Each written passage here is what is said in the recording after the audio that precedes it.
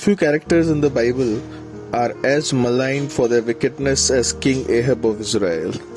While Ahab's predecessors did evil in the sight of the Lord, Ahab had an agenda. 1 Kings 16:33 states, he did more to provoke the Lord, the God of Israel, to anger than all the kings of Israel who were before him. Ahab's rule includes Baal worship, forbidden foreign covenants with Syria, and foreign alliances with Jezebel, and the murder of Naboth. In 1 Kings chapter 22, the prophet Micaiah warns Ahab of his impending fate. This isn't run-of-the-mill prophecy. It is mixed with a vision of how God came to the final details of his decision, a divine boardroom decision. The 12 tribes of Israel had been split into two kingdoms for a century by the time Ahab took the throne, that is 869 before Christ.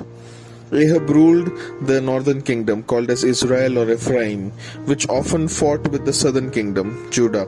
After peace reigned between Israel and Judah for 3 years, Ahab decided he wanted to capture the city of Ramoth in Gilead from the Arameans.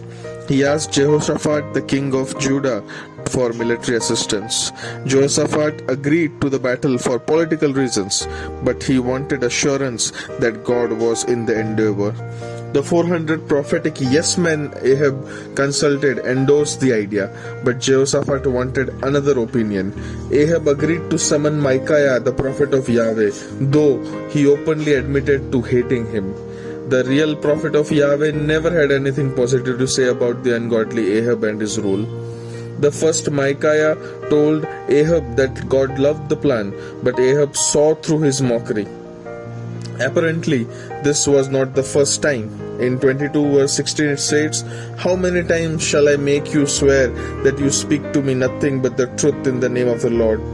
Micaiah proceeded to tell Ahab he was about to meet his maker, so chances are good he wanted Ahab to go through with the battle, knowing the end result.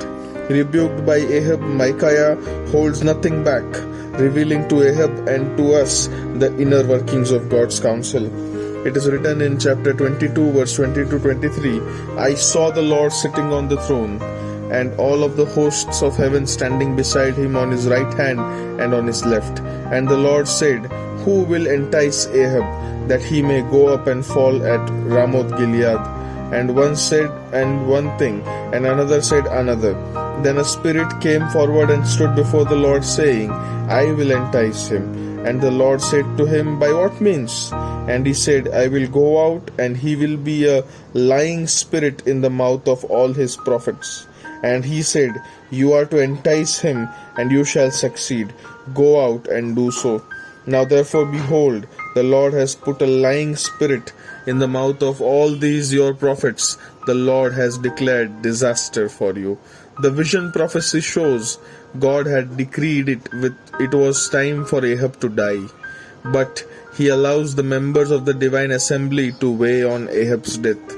Nothing in the passage compels us to conclude that the omniscient God needed an input. Ahab's death was fixed and determined, but the Lord allowed the divine beings in his presence to decide on his mode of departure.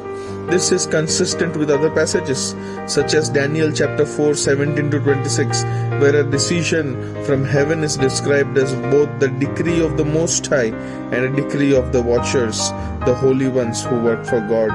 Despite Micaiah's warning, Ahab and Jehoshaphat go into the battle. Ahab opts to disguise himself as an ordinary soldier, but his ruse fails. He is killed by an arrow from a certain man who drew his bow at random. In the larger scheme, it is not random at all. We all know that.